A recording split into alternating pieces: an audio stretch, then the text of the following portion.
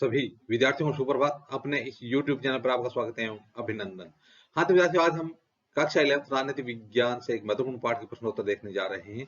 तो आज की हमारी कक्षा रहेगी 11th, विषय रहेगा राजनीति विज्ञान और आज हम देखेंगे कार्यपालिका नामक पाठ के वस्तुनिष्ठ प्रश्नोत्तर। तो शुरू करते हैं विद्यार्थियों आज का वीडियो। हाँ तो विद्यार्थियों, आज का हमारा पहला प्रश्न है, संसदीय कार्यपालिका का अर्थ होता है। तो आपको बताना है कि संसदीय कार्यपालिका का क्या अर्थ होता है। संसदीय कार्यपालिका का क्या अर्थ होता है। तो देखिए विद्यार्थियों, क जहां संसद हो वहां कार्यपालिका का होना। प्रश्न क्या है कि संसदीय कार्यपालिका का क्या अर्थ होता है। तो जहां संसद हो वहां कार्यपालिका का होना। ख संसद द्वारा निर्वाचित कार्यपालिका। ग जहां संसद कार्यपालिका के रूप में काम करती है। घ ऐसी कार्यपालिका जो संसद के बहुमत के समर्थन पर निर्भर हो। तो आपको बताना कि संसदीय कार्यपालिका का क्या अर्थ है। तो उत्तर हो जाएगा घ ऐसी कार्यपालिका जो संसद के बहुमत के समर्थन से कार्य करती हो या पर निर्भर रहती हो। ऐसी कार्यपालिका जो संसद के बहुमत के समर्थन पर निर्भर हो वो है संसदीय कार्यपालिका। तो संसदीय कार्यपालिका का क्या अर्थ है। ऐसी कार्यपालिका जो संसद के बहुमत के समर्थन पर निर्भर हो वो संसदीय कार्यपालिका कहलाती है। हाँ तो विद्यार्थियों, आज के पाठ का अगला प्रश्न है, निम्नलिखित संवाद पढ़ें, आप किस तर्क से सहमत है और क्यों। संवाद को पढ़ना है और संवाद को पढ़ने के बाद बताना है कि आप किस तर्क से सहमत हैं और उस तर्क से क्यों सहमत हैं। अमित कहता है, संविधान के प्रावधानों को देखने से लगता है कि राष्ट्रपति का काम सिर्फ ठप्पा मारना है। अमित कह रहा है कि संविधान के प्रावधानों को देखने से लगता है कि राष्ट्रपति का काम मात्र ठप्पा मारना है। तो देखिए, हम इस से सहमत हैं क्योंकि भारत में संस्थात्मक कार्यपालिका को अपनाया गया है जिसमें राष्ट्रपति नाम मात्र का कार्यपालिका अध्यक्ष होता है। संस्थात्मक कार्यपालिका में प्रधानमंत्री वास्तविक कार्यपालिका अध्यक्ष होता है। तो देखिए, हमारे देश में जो संसदीय कार्यपालिका को अपनाया गया है तो संसदीय कार्यपालिका में प्रधानमंत्री वास्तविक कार्यपालिका का अध्यक्ष होता है और राष्ट्रपति है वो एक औपचारिक कहें या नाम मात्र का प्रधान होता है।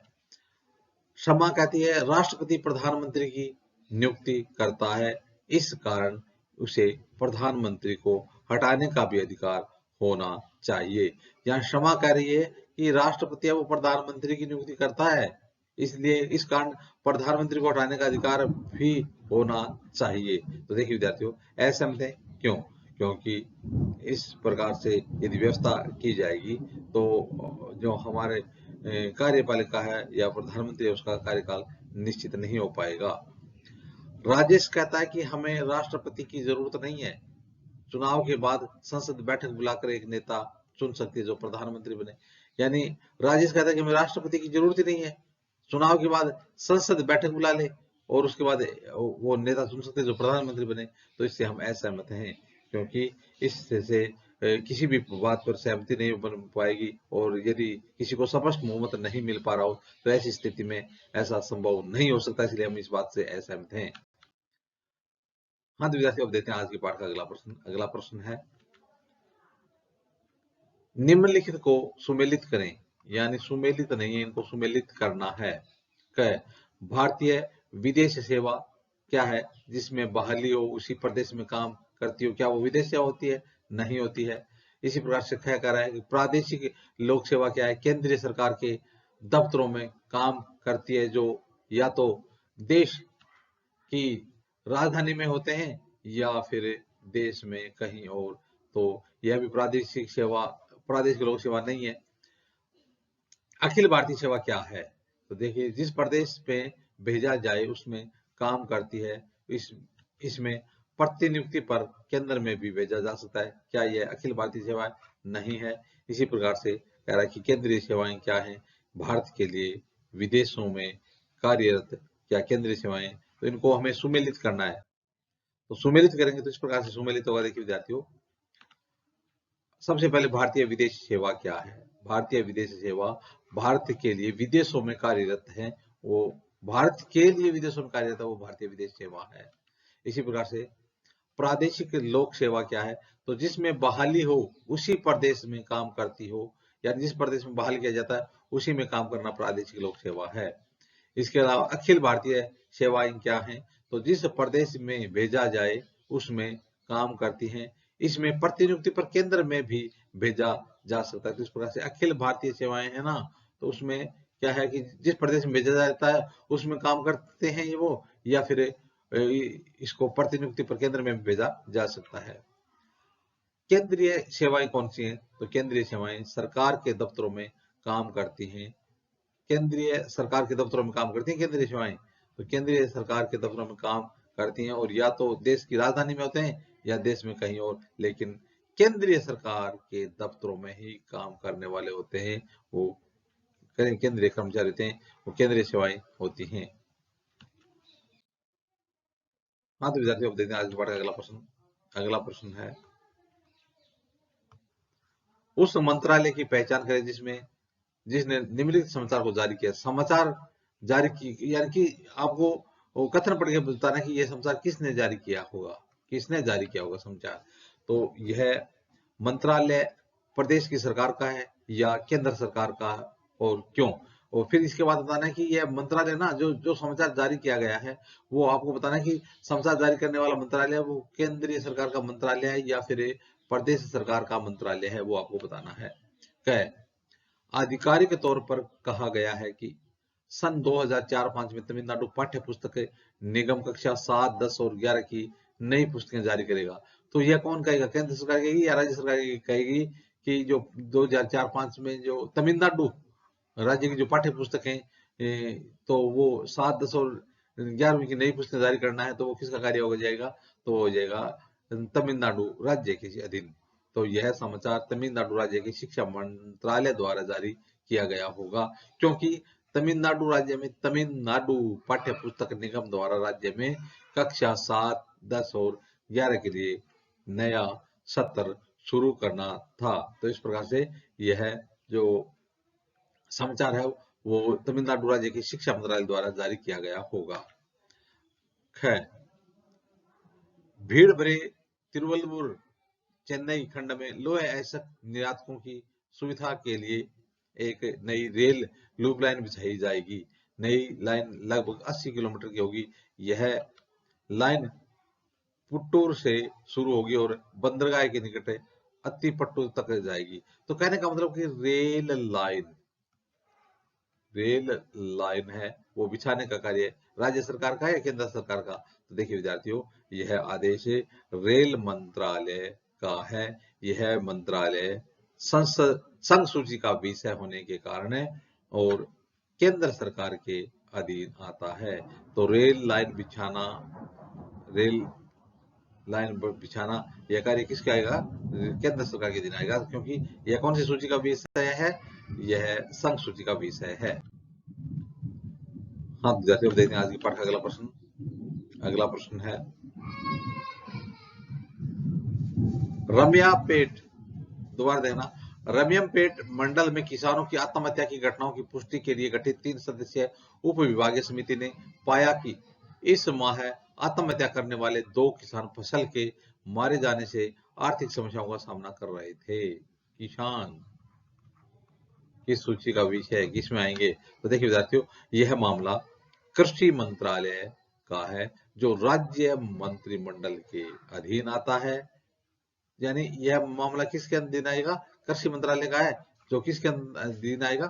राज्य मंत्रिमंडल के अधीन आएगा। लेकिन इसमें केंद्र सरकार का कृषि मंत्रालय भी राज्य सरकार के माध्यम से सहायता हेतु कदम उठा सकता है। तो यह देखिए, यह मामला वो कृषि मंत्रालय का जो राज्य मंत्रिमंडल के अधीन आता है, लेकिन यदि केंद्र सरकार भी जो केंद्र सरकार कृषि मंत्रालय है ना, वो भी राज्य सरकार के माध्यम से सहायता हेतु कदम उठा सकता है। तो इसके लिए दोनों तरफ से सहायता प्राप्त हो सकती है। हाँ विद्यार्थियों, देखते हैं आज के पाठ का अगला प्रश्न। अगला प्रश्न है, प्रधानमंत्री की नियुक्ति करने में राष्ट्रपति कै लोकसभा के सबसे बड़े नेता को चुनता है। ख, लोकसभा में बहुमत अर्जित करने वाले गठबंधन दलों में से सबसे बड़े दल के नेता को चुनता है।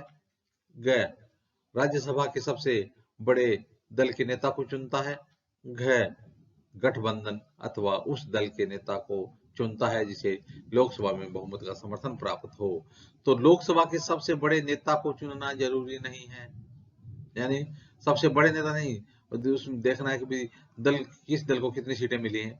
लोकसभा में बहुमत अर्जित करने वाले गठबंधन दलों में से सबसे बड़े दल के नेता को चुनना भी जरूरी नहीं है।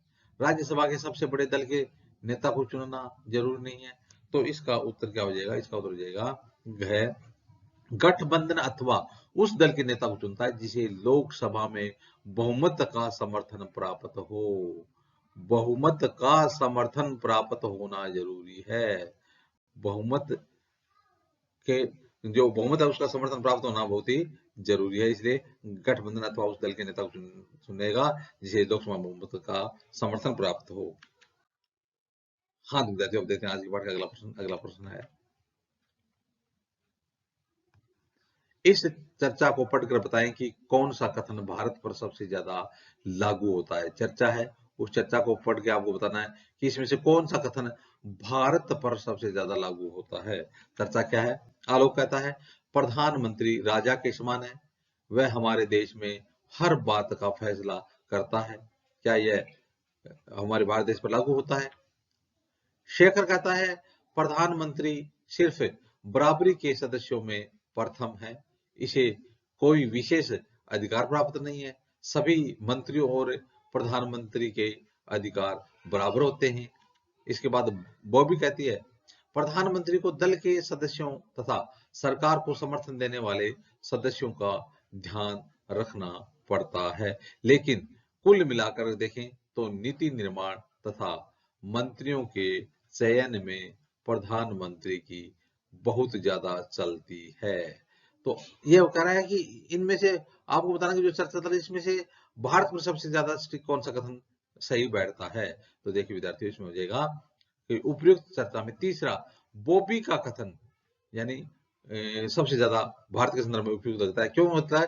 क्योंकि प्रधानमंत्री को दल के सदस्यों तथा सरकार के समर्थन देने वाले सदस्यों का सभी का ध्यान रखना पड़ता है प्रधानमंत्री को, लेकिन कुल मिलाकर देखें तो नीति निर्माण तथा मंत्रियों के चयन में, नीति निर्माण हो या मंत्रियों के चयन में, इसमें सबसे ज्यादा किसकी चलती है? प्रधानमंत्री की चलती है। इसलिए इसमें बॉबी का जो कथन है वो सबसे ज्यादा लागू होता है। तो इस प्रकार से विद्यार्थियों आज हमने 11वीं कक्षा के राजनीति विज्ञान का एक महत्वपूर्ण पाठ के प्रश्नोत्तर देखे। आगे आने वाले वीडियो में इसी प्रकार से हम राजनीति विज्ञान संबंधी अध्ययन देख रहेंगे। आप भी अपने इस यूट्यूब चैनल के साथ बने रहिए। वीडियो देखने के लिए धन्यवाद।